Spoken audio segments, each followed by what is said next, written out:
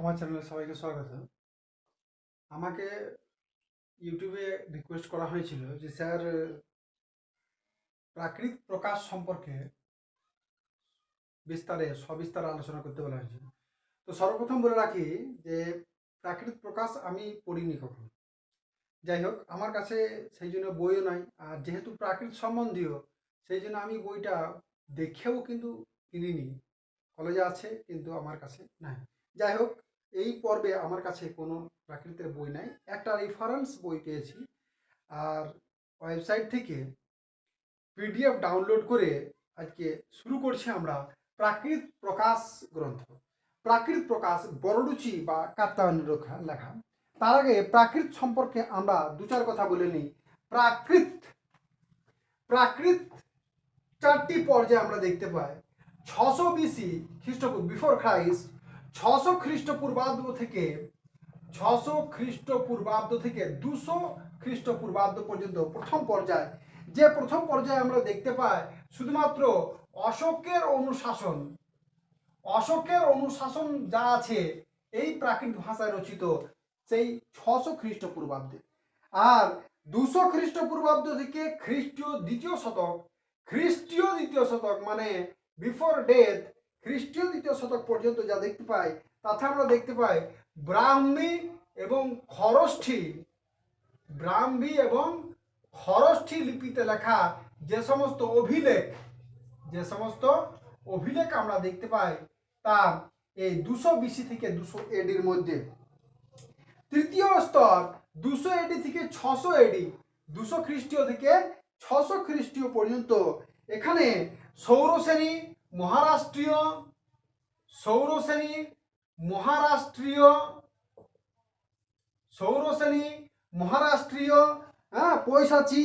বৈশাচী, মাগধী, অর্ধমাগধী প্রভৃতি প্রাকৃত দেখতে পাওয়া যায়।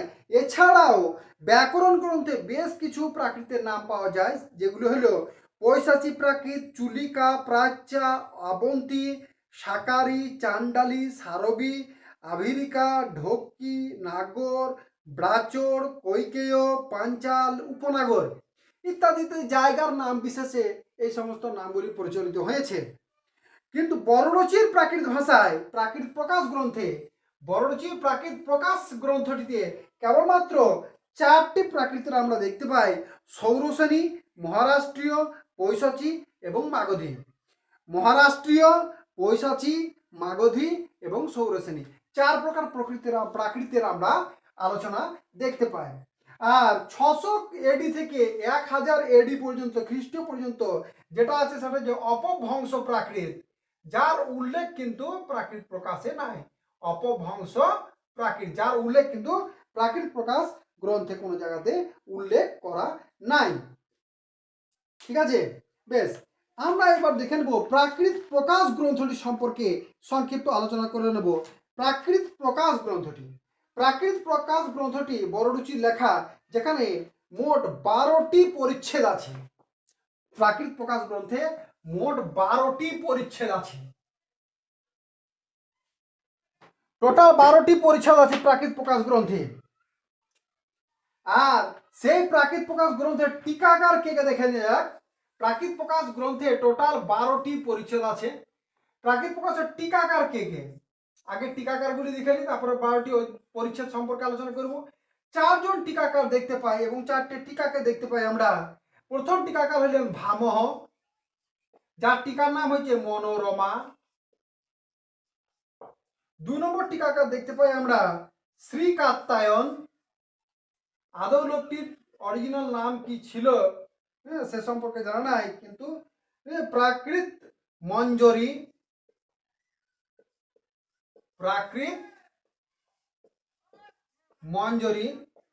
3 নম্বর দেখতে পাই আমরা শ্রী বসন্ত রাজের লেখা প্রাকৃত সঞ্জীবনী।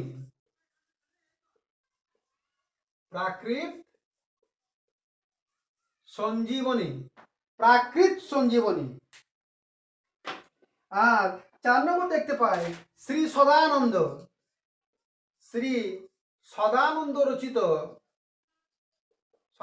রচিত সুবোধিনী, সুবোধিনী। ঠিক আছে, আমরা এই চারজন টিকাকারের মধ্যে ভামহ, শ্রী কাত্যায়ন, শ্রী বসন্তরাজ এবং শ্রী সদানন্দ, তার মধ্যে ভামহের মনোরমা সব থেকে প্রাচীন, সবচেয়ে প্রাচীন হলো ভামহের মনোরমা, এবং মনোরমায় কেবলমাত্র 12টি অধ্যায়ে সম্পূর্ণ টিকা লেখা হয়েছে। এছাড়া শ্রী কাত্যায়নের প্রাকৃত মঞ্জরি 9 পরিচ্ছেদ অবধি, 12 পরিচ্ছেদ 9 পরিচ্ছেদ অবধি শ্রী কাত্যায়ন লিখেছেন। বসন্তরাজ প্রাকৃত সঞ্জীবনী এটাও 9 অবধি লিখেছেন। আর সুবোধনী নবম অধ্যায় সম্পূর্ণ করেননি, নবম অধ্যায়ের 9 নম্বর পর্যন্ত তিনি লিখেছেন, তার থেকে বেশি কিছু আর এখানে পাওয়া যায় না। প্রাকৃত প্রকাশ সম্পর্কে, প্রাকৃত মঞ্জরি সম্পর্কে যে জিনিসটা আমরা ছোট্ট করে জানতে পারি সেটা হলেন যে শ্রী কাত্যায়ন সম্পর্কে, শ্রী কাত্যায়ন তার কোনো স্পেশালি আলাদা কোনো নাম ছিল কিনা জানা যায় না, কিন্তু ওই নামে উনি এই গ্রন্থটি পাওয়া যায়। বেশ, এইবার যে 12টি অধ্যায়ের পরিচ্ছেদের কথা বলছি, সে 12টি পরিচ্ছেদ সম্পর্কে আমরা দেখে নিই একবার। সে 12টি পরিচ্ছেদ কি কি, আর সেই 12টি পরিচ্ছেদে কি কি আলোচনা করা হয়েছে। প্রথম হচ্ছে অচ বিধি। সর্বপ্রথম হলো অচ বিধি, যাকে বলা হয় স্বর বর্ণবিধি। অচ বিধি যাকে বলা হয় স্বরবর্ণবিধি। দ্বিতীয় হচ্ছে অযুক্ত বর্ণবিধি, এটাকে ব্যঞ্জন বিধিও বলা হয়। এটা হচ্ছে স্বরবর্ণ বিধি, এটাকে বলা হয় ব্যঞ্জন বিধিও বলা, অনেকে ব্যঞ্জন বিধিও বলা হয়। অযুক্ত বর্ণ বিধি, তারপরে যে যুক্ত বর্ণ বিধি, তারপরে যে সংকীর্ণ বিধি। এই সংকীর্ণ বিধিতে বেশ কিছু এর উল্লেখ করা হয়েছে। স্বরলিপি, যেমন স্বরলিপি, তল, তোয়া, তোয়া, তৃণ, মতু, সার্থক ইত্যাদি প্রত্যয় সম্পর্কেও আলোচনা করা হয়েছে। তারপরে যে লিঙ্গ বিভক্তি আদেশ, লিঙ্গ বিভক্তি আদেশ, সর্বনাম বিধি, তিং বিধি, তিঙের শুধুমাত্র তৃপ্ত সম্পর্কে আলোচনা করা হয়েছে, তাদের তিং বিধি, এবং ধাতু বিধি। আর 9 নম্বর হচ্ছে নিপাত সংজ্ঞা বিধি।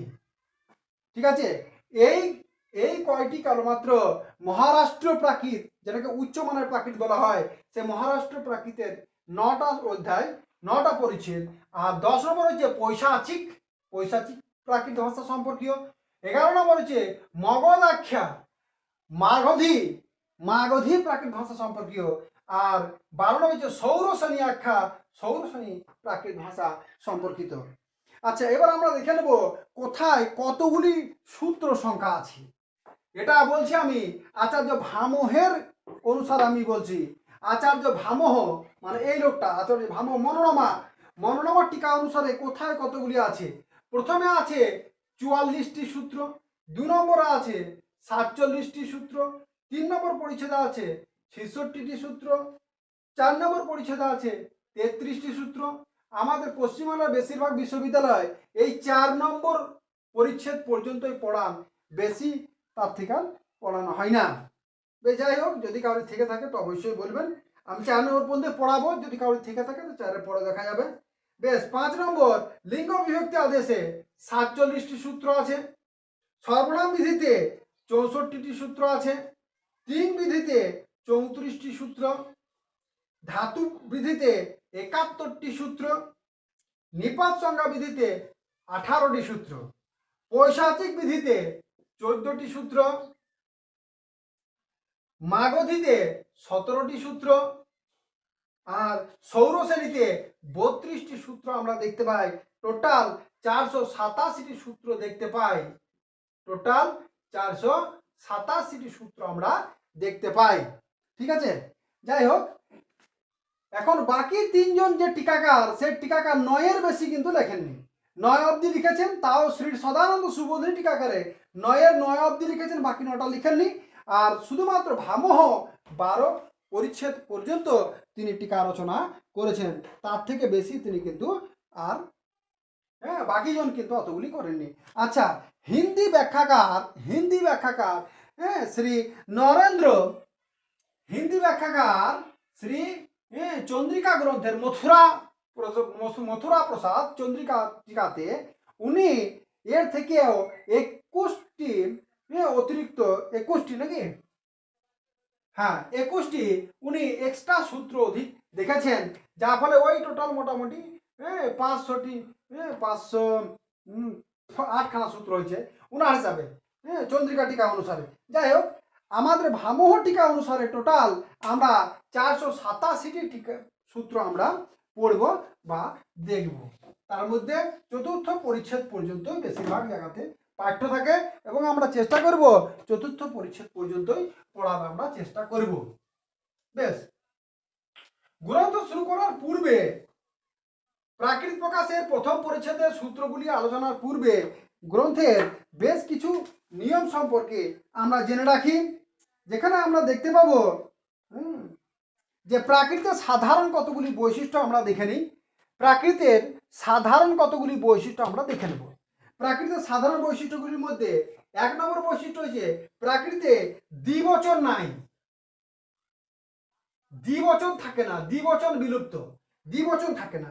2 নম্বর, এখানে আত্মনে পদ থাকে না, আত্মনে পদের কোনো ভাব নাই, সব ভয়াদিগণের মতন, ভাদিগণের মতনই সবারই রূপ এবং সেটা পরসময় পদী। 3 নম্বর, প্রাকৃতে বিসর্গ নাই।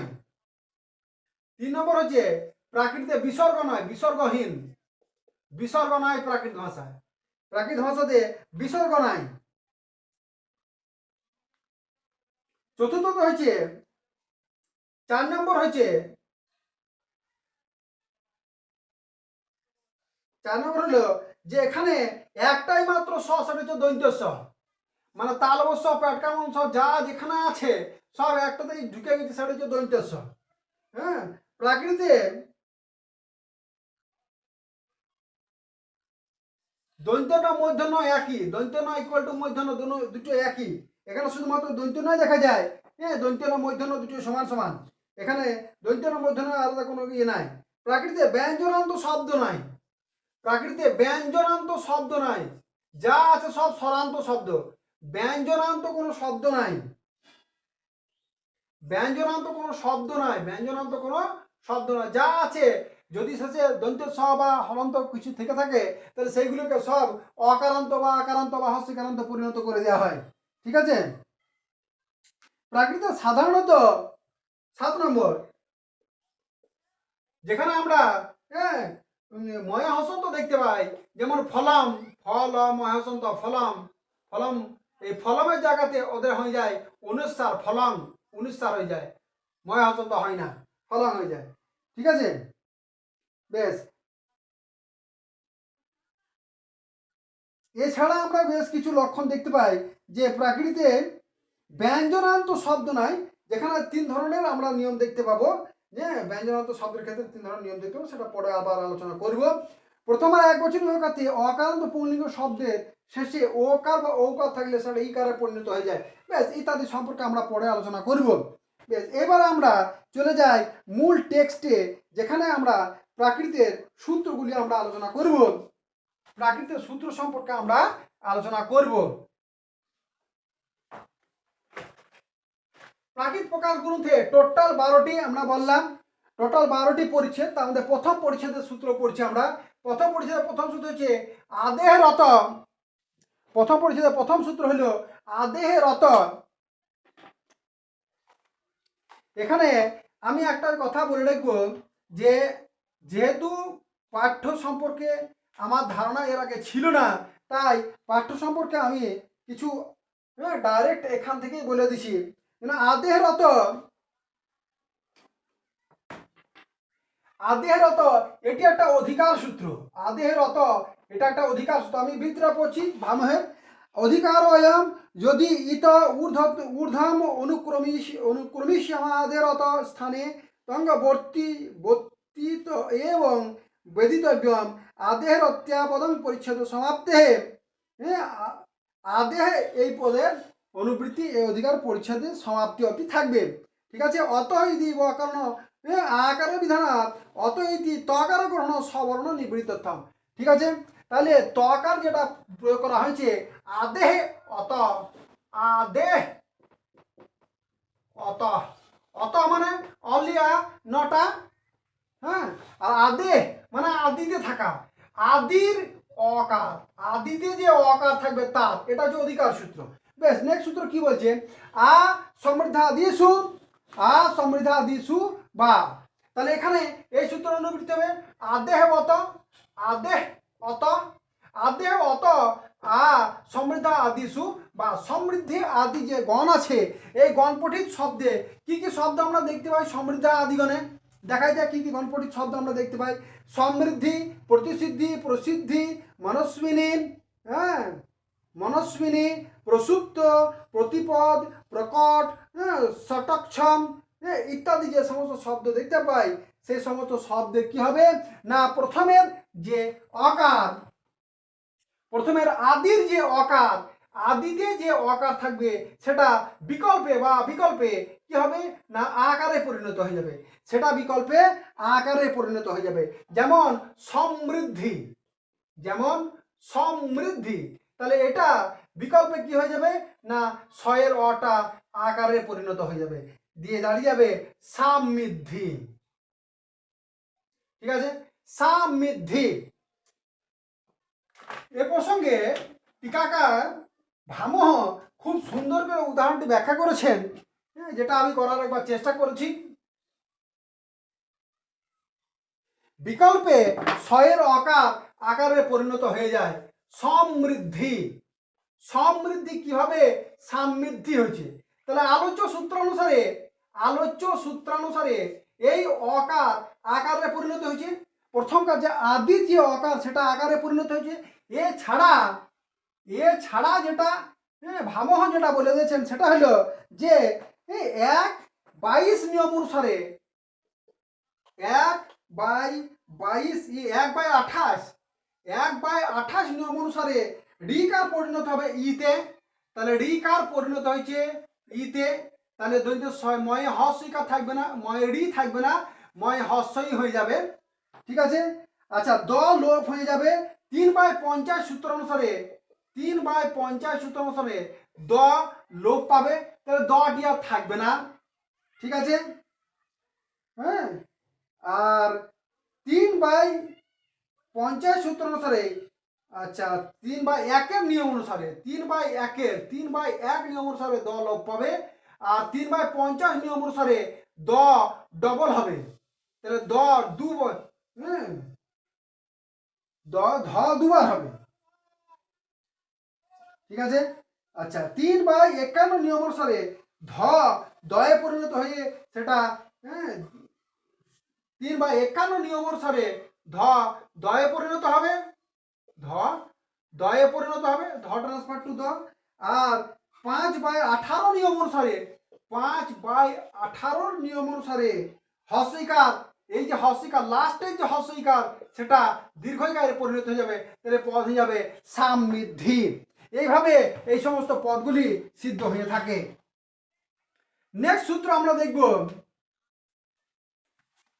ঠিক আছে, তাহলে এইভাবে সমৃদ্ধ আদিগণে এইভাবেই পদ সিদ্ধ হয়ে থাকে। এর পরের সূত্র আমরা দেখব ঈষৎ পক্ক, ঈষৎ পক্ক, ঈষৎ পক্ক স্বপ্ন বেতস ব্যজন মৃদঙ্গ অঙ্গারে সূচ, ইদিশৎ, ইদিশৎ মানে কি না ঈদ জোড় ঈষৎ, ঈষৎ আদি আদি যে গণ আছে, ঈষৎ পক্ক যে কথা শব্দগুলি তোলা হয়েছে, তাহলে ঈদ হবে আদেহে অত, এ আদিতে থাকা অয়ের কি হয়ে যাবে না ইকার হয়ে যাবে, আদিতে থাকা অকারের ইকার হয়ে যাবে। ঠিক আছে, বেশ। আর যে বর্ণের বলে দিয়েছে এখানে ঈষৎ আদিষু শব্দেষু আদেহের অত স্থানে ইকার আদেশ ভবতি বেতি নিবৃত্তম, হ্যাঁ, বিকল্পটা এখানে নিবৃত্তি হয়ে গেছে, এখানে কিন্তু আর বিকল্প আসবে না, এর আগে শুধু বিকল্প ছিল সেটা কিন্তু আর আসবে না, বিকল্প নিবৃত্তম। তাহলে ঈষৎ আদি আদি শব্দের আদিতে যে অকার থাকবে সেটা কি যাবে না ইকারে পরিণত, কিন্তু যদি সেটা স্বরবর্ণ থেকে শুরু হয়, অকার যদি না থাকে অন্য কোনো স্বরবর্ণ থাকে তাহলে সেটা কি হবে না, যেমন ঈষৎ, ঈষৎ শব্দ তাহলে প্রথম কারটা দীর্ঘটা হবে না, পরের যে মধ্যাহ্ন সেটার অকারটাতে হস্যিকার পরিণত হয়ে যাবে। হ্যাঁ, যেমন আমরা দেখতে পাই ঈষৎ ছিল, ঈষৎ ছয়ের অ ছিল, তাহলে এটা হয়ে যাবে ইসি। ই সি, আচ্ছা দৈন্ত স হয়, মধ্যাহ্ন সয়ের কোনো জায়গা নাই, তাহলে ই সি মধ্যাহ্ন সটা দৈন্ত সয়ে পরিণত হয়ে গেল। ঠিক আছে, ঠিক সেরকম পক্কম, পক্ক পদ হয়ে যাবে পিক্কম, পয় হস্যই পিক্কম। ঠিক আছে, স্বপ্ন হয়ে যাবে শিবিন, স্বপ্ন হয়ে যাবে শিবিন, সংযুক্ত বর্ণ থাকে না। বেতস হয়ে যাবে বেড়িস, বেতস হয়ে যাবে বেড়িস। ব্যঞ্জন পদ হয়ে যাবে ব্যঞ্জন বি অনং, বি অ ন অং, বিয়নং। আর মৃদঙ্গ পদ হয়ে যাবে মুয়ং, মৃদঙ্গ পদ হয়ে যাবে মুই, মুয়ঙ্গ, মুয়ঙ্গ। অঙ্গার, অঙ্গার পদ হয়ে যাবে ইং, অটা ইতে পরিণত হয়ে যাবে, তাহলে ইঙ্গাল, অটা ইকারে পরিণত হয়ে গেল ইঙ্গাল। ঠিক আছে, বেশ। পরের সূত্র হচ্ছে লোপ অরণ্যে, লোপ অরণ্যে, লোপ যুক্ত অরণ্যে, তাহলে অদেহ অত থেকে অনুবৃত্তি হয়েছে অদেহ অত, তাহলে লোপ অরণ্য শব্দের যে অকার, প্রথমের অকার, এটা তাহলে লোপ পেয়ে যাবে। আদেহ অত, আদের যে অকার যে ছিল সেটা কি হয়ে যাবে, তাহলে আদেহ অত লোপ অরণ্যে, অরণ্য শব্দ যে আছে, অরণ্য শব্দের আদিতে যে অকার সেটা বলছে লোপ, লোপ পেয়ে যাবে। তাহলে পদ হয়ে যাবে কি না রন্নং, যেহেতু সংযুক্ত বর্ণ থাকে না সেটা কিসে পরিণত হয়ে যাবে। একবার আমরা দেখে নেব কোন সূত্র অনুসারে এটা মূর্ধন্যে পরিণত হয়েছে, আমরা দেখে নিব একবার। যকার লোপ হয়ে যায় 3-2 সূত্র অনুসারে, 3-2 সূত্র অনুসারে যকার লোপ পেয়ে যায়, অরণ্যের যকার লোপ পেয়ে যায়। এবং 3-50 সূত্র অনুসারে দ্বিত্ব হয়, 3-50-এ দ্বিত্ব হয় স্বরবর্ণের, যেটা সংযুক্ত বর্ণ থাকে সেটা দ্বিত্ব হয়ে যায়। তাহলে 3-50 সূত্র অনুসারে দ্বিত্ব হয়ে গেল, তাহলে হয়ে গেল অরণ্যং। আর মূর্ধন্য দন্ত্যন্য সব একই, দন্ত্যন্যের কোনো পরিবর্তন হয় না। হ্যাঁ, ঠিক আছে, এখানে মূর্ধন্য কোনো জায়গায় নেই, সব দন্ত্যন্য, তাহলে কি হয়ে গেল না রণ্যং। স্পষ্ট। তাহলে লোপর অরণ্য সূত্রে কি বলা হয়েছে না আদেহ অত লোপ অরণ্যে, অরণ্য শব্দে, অরণ্য শব্দে আদেহ অত লোপর ভবতি, তাহলে কি হয়ে যাবে না অরণ্যের অ চলে যাবে, র থাকবে, য় চলে যাবে, 3-2 সূত্র অনুসারে জ চলে যাবে, মূর্ধন্য থাকতে পায় না, 3-50 সূত্র অনুসারে দন্ত নয় দ্বিত্ব হয়ে যাবে, তাহলে হয়ে গেল রণ্যং। নেক্সট সূত্র, নেক্সট সূত্র হচ্ছে এ সৈয়াদিসু, তাহলে শয্যাদি, শয্যা আদি আদি যে শব্দ আছে, শয্যা আদিগণে কি হয়ে যাবে না শয্যা আদিগণের ক্ষেত্রে, শয্যা আদিগণের ক্ষেত্রে কি যাবে আদেহ অত এ স্যাত, আদি যে অ সেটাতে এতে পরিণত হয়ে যাবে। যেমন আদেহের অত 5 নম্বর সূত্র না, আদেহের অত এ শয্যাদিসু, শয্যা কি হয়ে যাবে তাহলে শয্যা, শয্যা হয়ে যাবে দৈন্ত স বর্গের জয়ে জয়ে আকার শয্যা।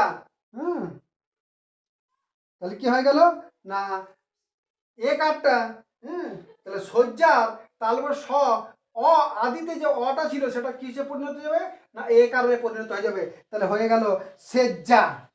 ঠিক আছে, ঠিক পর্যন্ত, পর্যন্ত পর্যন্ত জ্বরে দিন নয়তে পর্যন্ত হয়ে যাবে পেজন্ত, পর্যন্ত হয়ে যাবে পেজন্ত, বা পেরন্ত, পেরন্ত। বললি, বল অয় দীর্ঘ বললি, বললি হয়ে যাবে বেল্লি, বয়ে একার হয়ে যাবে। ঠিক আছে, বেশ।